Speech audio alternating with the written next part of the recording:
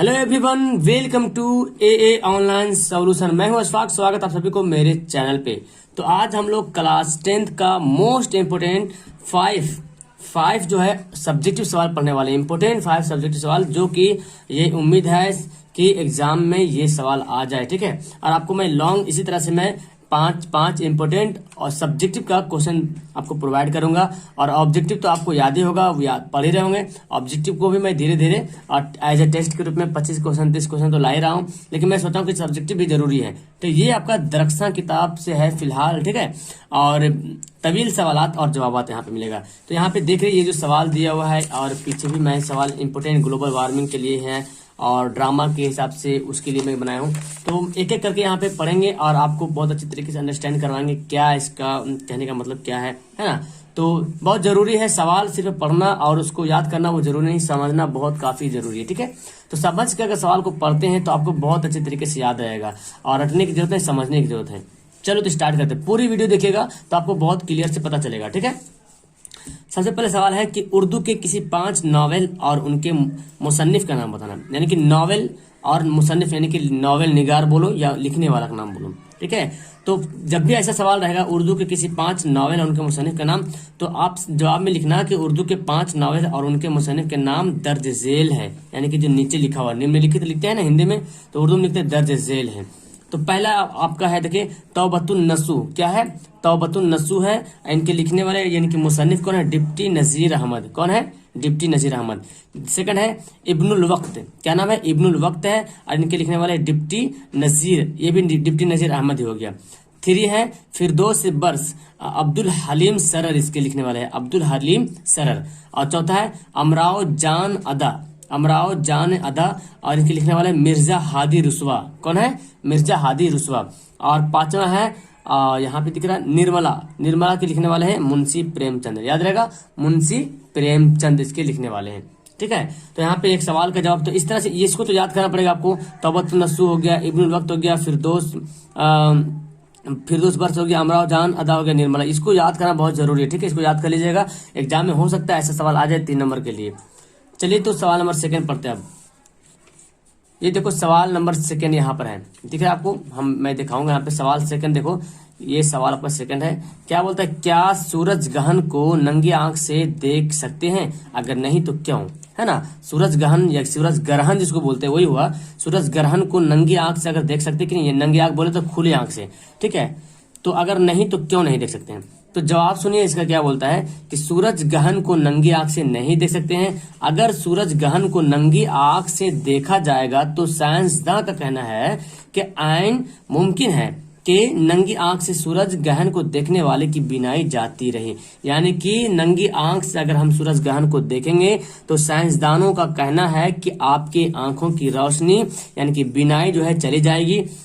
तो इसको आप कैसे देखें? सूरज ग्रहण को भी देखना जरूरी है, तो कैसे देख सकते हैं? तो इसको देखने का उपाय बताया गया है कि किसी बर्तन में पानी रख ले और इस पानी में सूरज ग्रहण का जो अक्ष दिखेगा, जो छाया दिखेगा, उसको आप देख सकते हैं। तो उससे कोई असर नहीं पड़ेगा, ठीक है।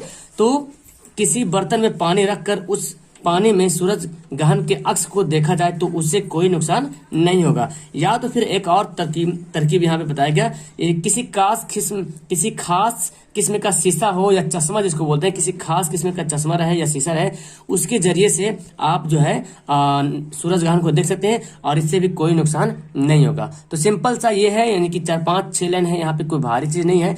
आपसे ये सवाल पूछा जाए कि क्या सूरज ग्रहण को नंगी आंख से देखा जा सकता है? अगर नहीं तो क्यों?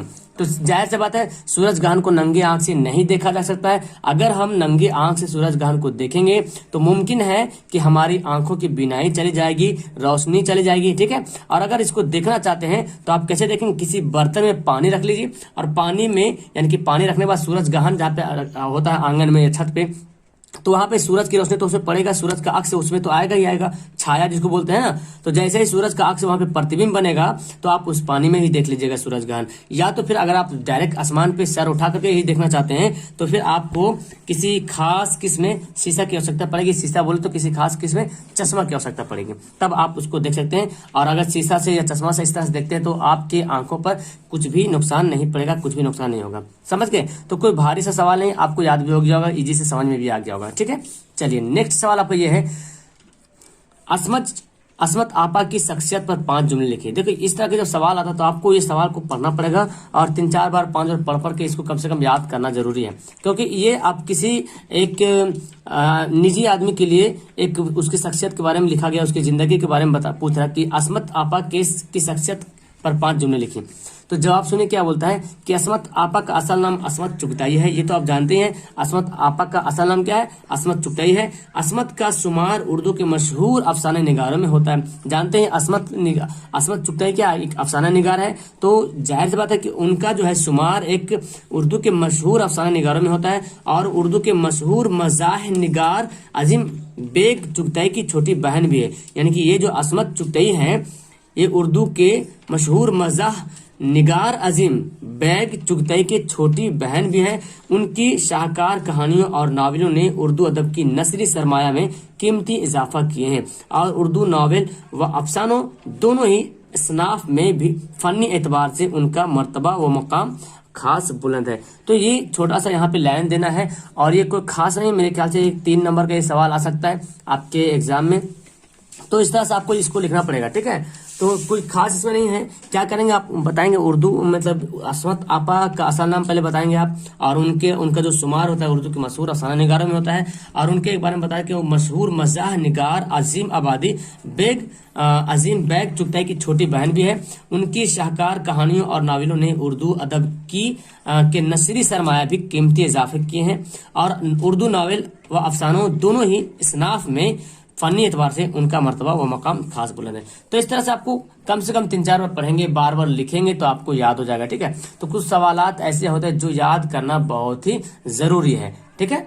आइए तो सवाल नंबर 3 हम लोग कर लिए हैं, अब पढ़ना है 4 और 5। इस तरह से आपका 5 सवाल क्लियर होगा। और ये देखो सवाल नंबर जो 4 है बहुत ही इंपोर्टेंट है। सवाल नंबर 4 क्या बोलता है, ग्लोबल वार्मिंग से आप क्या समझते हैं। ग्लोबल वार्मिंग जानते हैं एक संगीन मसला है, आप ऑब्जेक्टिव में पढ़े होंगे, है ना। तो ग्लोबल वार्मिंग से समझते क्या है, तो ये मेरे ख्याल से अच्छा सवाल है। और ये मैं यहाँ पे देखिए सब तवील सवाल ही लिया हूँ, है ना। कुछ मुख्तसर सवाल है, मुख्तसर यानी कि उतना शॉर्ट भी नहीं है। और एक होता है मारूजी सवाल, यानी कि 1 नंबर का सवाल होता है, वस्तुनिष्ठ प्रश्न जिसको बोलते हैं। एक होता है मुख्तसर, एक होता है तवील यानी कि लॉन्ग वाला दीर्घ उत्तरीय प्रश्न जो होता है। तो इसमें वही आता है, ठीक है, ये उसी के अंतर्गत आता है। तो ग्लोबल वार्मिंग से क्या समझते हैं, यहाँ पे देखो क्या बोला गया। ग्लोबल वार्मिंग अंग्रेजी जबान की एक इस्तिलाह है जिसका ताल्लुक जोग्राफिया से, यानी कि ग्लोबल वार्मिंग क्या है, एक जोग्राफिया यानी कि भौगोलिक स्थिति से, है ना, भौगोलिक से है। ग्लोबल वार्मिंग का उर्दू मानी क्या है, अराजी होगा, अराजी तमाजत होगा, यानी कि जमीनी का जो तापमान है इसके हिसाब से बोला गया, ठीक है। जिससे मुराद जमीन के ऊपर की मजमूई हरारत, यानी कि जमीन के ऊपर में जो हरारत, मजमूई हरारत मतलब जमीन के ऊपर में जो तापमान है, जो एटमॉस्फेयर है उसमें गर्मी पैदा होना, हरारत पैदा होना, वही बताया गया, ठीक है। ग्लोबल वार्मिंग का पश मंजर यह है कि हम लोग जिस जमीन पर रहते हैं वो एक सैयारा है। जाहिर सी बात, हम लोग जिस जमीन पर रहते हैं वो एक क्या है, सैयारा है, ग्रह है।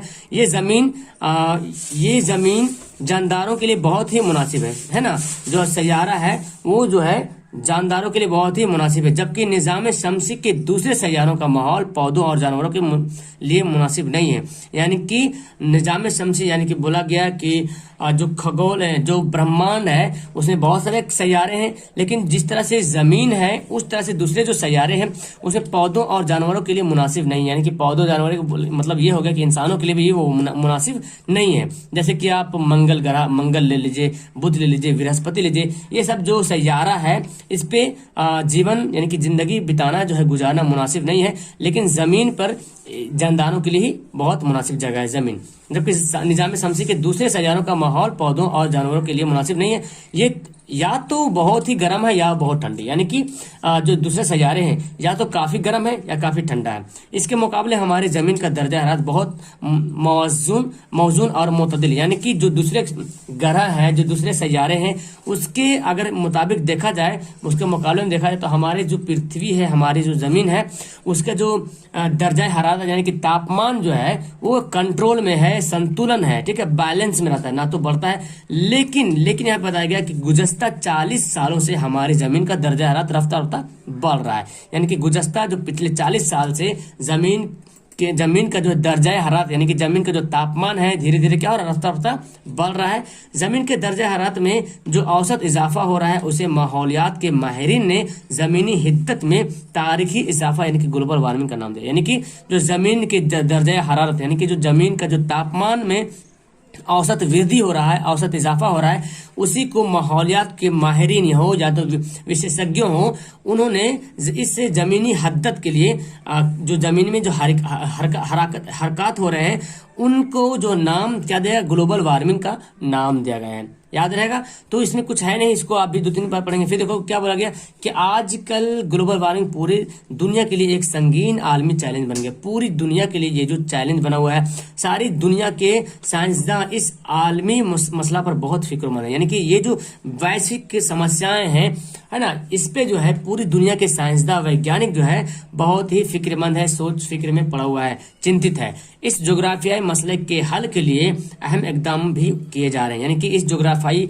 ये जो भौगोलिक जो समस्याएं उत्पन्न है, ग्लोबल वार्मिंग, इसको हल करने के लिए अनेक अनेक कदम उठाए जा रहे हैं, इकदाम उठाए जा रहे हैं। ठीक है, तो बस इसमें बस यही है और कुछ भी नहीं है ना। इसको आपको नोट करना बहुत जरूरी है। नोट करके इसको 2-3 बार पढ़ना है और इसको पढ़ करके बस आपको समझना है। तो मैं जहाँ तक समझता हूँ कि आपको बहुत अच्छी तरीके से ये समझ में आ गया होगा। इन सवालात को आप अपने कॉपी पर नोट कीजिए। मैं लास्ट में बताऊंगा कि आपको इसका पीडीएफ भी मिलेगा, लेकिन लास्ट में बताऊंगा। ठीक है, डोंट वरी। और ये सवाल हो गया। और आपका 5वां सवाल यहाँ पर देखिए आपके सामने है, ड्रामा के मुख्तसर तारीफ कीजिए। ड्रामा आपकी किताब में एक लेसन है ड्रामा, उसके मुख्तसर तारीफ बताना, छोटा सा। तो देखिए यहाँ पे आंसर क्या होता है कि ड्रामा की नसरी अदब में ड्रामा भी एक अहम सिनफ है। नसरी यानी कि ड्रामा क्या होता है, लिखा जाता है ना, नज़म नहीं होता, नसर होता है। तो एक अहम सिनफ है। नॉवेल की तरह ड्रामा में भी तवील कहानी की किस्म है। एक किस्म यानी कि जो नॉवेल में तवील कहानियां होती है, लंबी लंबी कहानियां होती है, उसी तरह ड्रामा में भी तवील कहानी की एक किस्म है। जिस तरह नॉवेल में किसी मुआसरे या खास माहौल पर कहानी की शक्ल में मुख्तलिफ जावे से रोशनी पड़ती है। यानी कि देखते हैं आप, नॉवेल में किसी मुआसरे या खास माहौल के लिए उसकी कहानी पर एक शक्ल में इख्तियार करके उस पर जो है वो नॉवेल लिखा जाता है। इसी तरह ड्रामा में भी एक तवील कहानी पेश किया जाता है, लंबी कहानी ड्रामा में भी पेश किया जाता है, और किरदारों के जरिए इसके नकलो हरकत से मुआसरे और माहौल की अक्कासी होती है। यानी कि ड्रामा में एक किरदार के जरिए, किरदार यानी कि उसमें किरदार रहेगा, कुछ लोग रहेंगे, सब अपने अपने किरदार को अदा करेंगे, और इसके जरिए जो है इसी मतलब किसी माहौल हो या तो फिर किसी मुआसरा हो, उसके माहौल की अक्कासी करते हैं, चित्रण करते हैं इस तरह से। ठीक है, फर्क सिर्फ इतना है कि ड्रामा स्टेज पर अफराद हिस्से किस्सा अमली मुजाहरा करते हुए नजर आते हैं। यानी कि नॉवेल में नॉवेल में कोई स्टेज की जरूरत नहीं पड़ती है। नॉवेल भी सिर्फ कहानियां लिख दी जाती किताब में, ठीक है, और उसमें किरदार वगैरह जो भी बताना है बता दिया था कि ये था, ये ऐसा किया, ऐसे बताया था। लेकिन जिस तरह से नॉवेल है तवील की तरह, उसी तरह ड्रामा भी तवील की तरह है। सिर्फ फर्क सिर्फ इतना क्या है कि इसमें किरदार भी रहता है, और इसमें जो है जो किरदार जो अदा करता है वो स्टेज पर परफॉर्मेंस करता है, स्टेज पर आकर के एक किस्सा अमली मुजाहिरा करता है ना, स्टेज पर आकर के प्रदर्शन करता है। तो ड्रामा में ऐसा होता है, लेकिन नॉवेल में ऐसा नहीं होता है। तो आप जानते हैं ड्रामा में क्या होता है, आप फिल्मों में ड्रामा में इस तरह से देखते होंगे, तो जो आप जो देख रहे हैं, जो मुजाहिरा कर रहे हैं, वही आपका ड्रामा है। और नॉवेल में ऐसा नहीं होता। लेकिन नॉवेल और ड्रामा दोनों सेम ही है, दोनों तवील कहानियां ही हैं, दोनों किसी माशरे या खास माहौल की शक्ल में मुख्तलिफ जावे पर रोशनी डालती है। ठीक है, तो मैं जहाँ तक समझता हूँ इसको आप नोट कर लीजिए अपनी कॉपी में, और लास्ट में आपको बताता हूँ कि कैसे आपको मेरे से जुड़ना है और इसको कैसे आपको हासिल करना है। तो आप प्ले स्टोर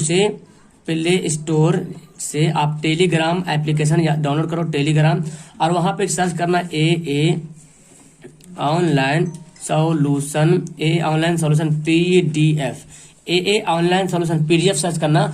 पीडीएफ में मैं इसको सेंड करूंगा, वहां पे ज्वाइन हो जाना। और जैसे ही इसको ज्वाइन करोगे तो वहां पे एक और ग्रुप का नीचे डिस्कस का ऑप्शन आ जाएगा, जो कि ऑनलाइन सॉल्यूशन 2021 के नाम से है। वहां पे बहुत सारे स्टूडेंट जुड़े हुए, वहां पे आप मेरे से पर्सनली मैसेज कर सकते हैं, कुछ क्वेश्चन हो, कुछ सवाल हो तो आप मेरे से राब्ता कायम कर सकते हो। तो ये आपका ग्रुप का नाम है, पीडीएफ यहाँ पे डाउनलोड करेंगे। इसका सारा पीडीएफ, इससे पहले और बहुत सारा मैं पीडीएफ भेजा हूँ, science, social, math, English, Urdu, बहुत सारा है, वहां पे एक जगह इकट्ठा होया हुआ, पहले का सारा आपको वहां पे मिल जाएगा। ठीक है, है। तो मैं जहां तक समझता हूँ कि आपको ये वीडियो समझ में आ गया होगा और अच्छी तरीके से आपको पसंद भी आया होगा, तो वीडियो को लाइक करना ना भूलेगा और पहली बार आए तो चैनल को सब्सक्राइब जरूर कीजिएगा। Okay, that's all. मिलता हूं मैं आपको नेक्स्ट वीडियो में। खुदा हाफिज।